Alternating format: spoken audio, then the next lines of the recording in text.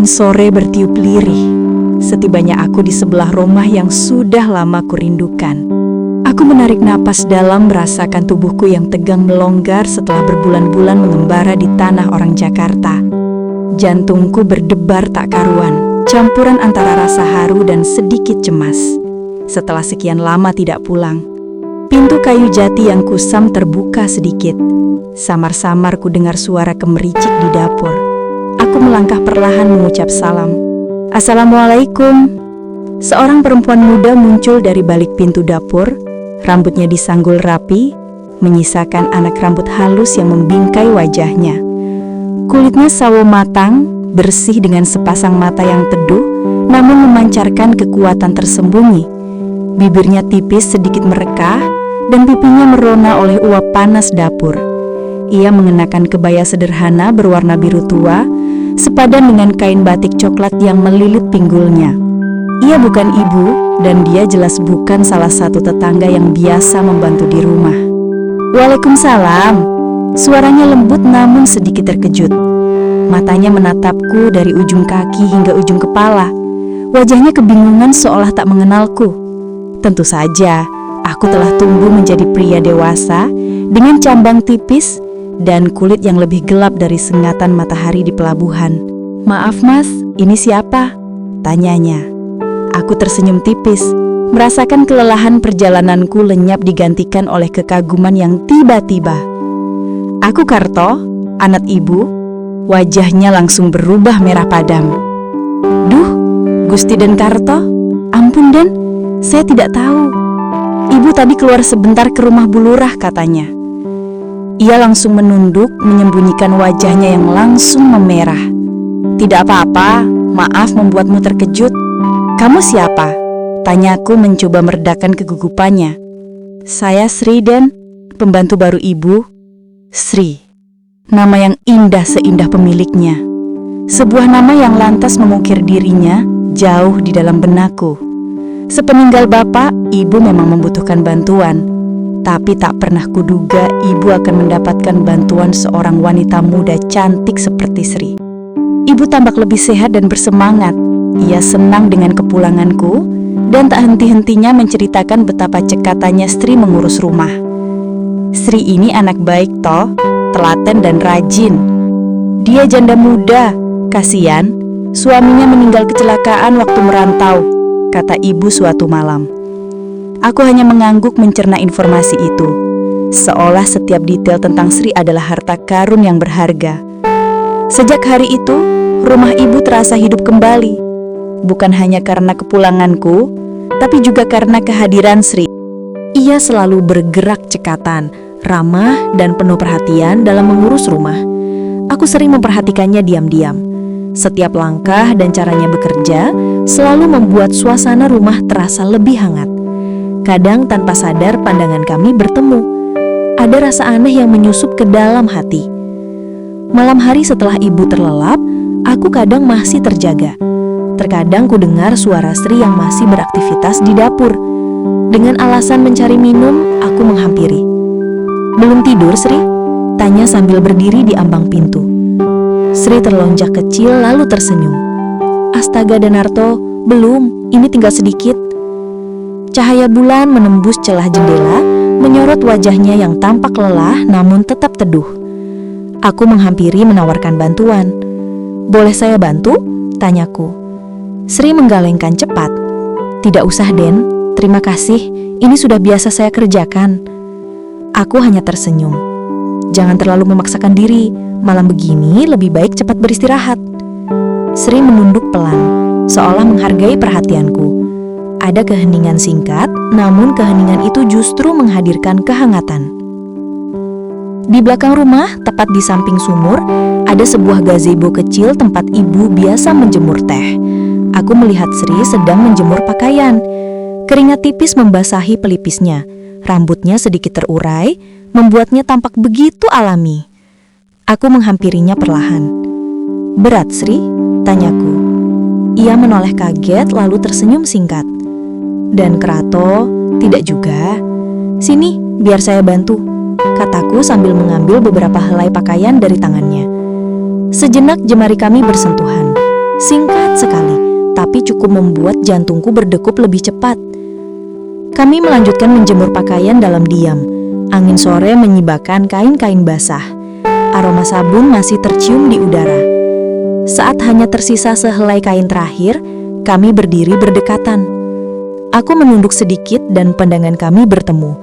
Tatapan itu membuat waktu seolah berhenti. Sri menunduk cepat-cepat, wajahnya merona. Aku kagum sama kamu, Sri. Bisikku lireh hampir tak terdengar. Ia menoleh perlahan, matanya bergetar, namun menyimpan sesuatu yang tak bisa ia ucapkan. Senyum tipis terbit di wajahnya, seolah menjadi jawaban tanpa kata. Sejak saat itu, rumah ibu menjadi saksi bisu kisah yang tumbuh di antara kami. Dapur tempat kami sering berpapasan di malam hari selalu menyimpan rahasia kecil yang terasa begitu berarti. Kadang sering minta bantuan mengambil sesuatu di gudang belakang. Aku pun mengikutinya. Di antara tumpukan barang-barang lama, kami duduk bersebelahan, saling bertukar momen yang hanya kami pahami. Ketika ibu sedang tidur siang, kami sering berpura-pura santai di ruang depan. Tatapan kami bertemu lebih lama dari seharusnya, seolah ingin menyampaikan sesuatu. Setiap pertemuan singkat menjadi momen berharga, seakan ada janji tak tertulis di balik pandangan mata kami. Sebuah rasa yang tumbuh diam-diam meski terhalang oleh batasan sosial. Suatu pagi, ibu memanggilku ke ruang tamu. "Toh, ibu ada pesan untukmu." "Ada apa, Bu?" tanyaku. "Besok Sri harus pulang ke kampungnya. Adik perempuannya akan menikah. Kasihan kalau Sri harus berangkat sendiri. Barangnya juga cukup banyak. Ibu ingin kau yang mengantarnya dengan mobil pickup Bapak." Aku tercekat. Jantungku berdetak lebih cepat. Tugas sederhana itu tiba-tiba terasa seperti kesempatan langka. Perjalanan panjang berdua dengan Sri, jauh dari mata ibu. Aku mengangguk pelan, berusaha menyembunyikan debar hatiku. "Baik, Bu, kapan berangkat?" "Besok pagi," jawab ibu. Esok harinya pagi-pagi sekali kami sudah siap. Sri tampak cantik dengan kebaya berwarna hijau muda dan selendang batik. Perjalanan itu dimulai. Jalanan masih sepi. Mobil pickup tua Bapak kini terasa seperti kereta kencana. Sri duduk di sampingku. Tangannya diletakkan di pangkuan. Namun sesekali jemarinya bergerak gelisah seolah ingin mengatakan sesuatu. "Kamu senang bisa pulang, Sri?" "Senang sekali, Denarto. Sudah lama tidak bertemu keluarga." "Lama sekali ya, sejak suamimu itu?" "Iya, Den. Sejak itu, saya langsung merantau ke kota mencari pekerjaan." Kami melewati hutan jati yang lebat. Matahari semakin tinggi, udara semakin panas. Namun hatiku terasa sejuk. Aku kadang mencuri pandang ke arahnya. Setelah beberapa jam perjalanan, kami berhenti sejenak di sebuah warung kecil di tepi jalan. Hanya ada 1-2 orang yang lewat. Kami memesan teh hangat dan pisang goreng. Saat penjual warung masuk ke dalam untuk menyiapkan pesanan, tanganku meraih tangan Sri yang dingin. Ia terkesiap menoleh. Matanya memancarkan tanda tanya. Aku hanya tersenyum tipis menggenggamnya erat. Ia tersipu dan membalas genggamanku. "Aku mencintaimu, Sri," bisikku pelan, seolah takut ada yang mendengar. Wajahnya merona. "Saya juga, Den. Tapi kalau di rumah, saya takut sama ibu," jawabnya lirih. Suara penjual warung kembali terdengar, dan kami segera melepaskan genggaman tangan, berpura-pura tak terjadi apa-apa. Selesai menikmati hidangan, kami melanjutkan perjalanan. Kali ini, seakan tak ada lagi sekat di antara kami. Dan setiap kali pandangan kami bertemu, Sri kadang menunduk malu, tapi senyumnya membuat jantungku berdebar semakin cepat. Aku memutuskan menepi ke sebuah jalan kecil di tengah hutan jati. Di ujung jalan itu, berdiri sebuah gubuk tua yang tampak sepi. Dinding bambunya sudah mulai lapuk dimakan waktu. Aku menghentikan mobil di sana. "Kita istirahat di sini sebentar ya," kataku. Sri menatapku sedikit bingung. "Kok kita berhenti di sini, Den?" tanyanya ragu. Aku mengangguk sambil tersenyum. "Hanya sebentar, Sri, untuk melepas lelah. Perjalanan kita masih panjang." Kami duduk di balai bambu gubuk itu ditemani angin hutan yang semilir. Suasana sunyi. Hanya ada suara burung dan gemerisik dedaunan. Aku menoleh padanya. Ia menunduk merapikan selendangnya dengan gelisah. "Terima kasih sudah menemaniku dan saya benar-benar tidak menyangka bisa seberuntung ini," ucapnya pelan.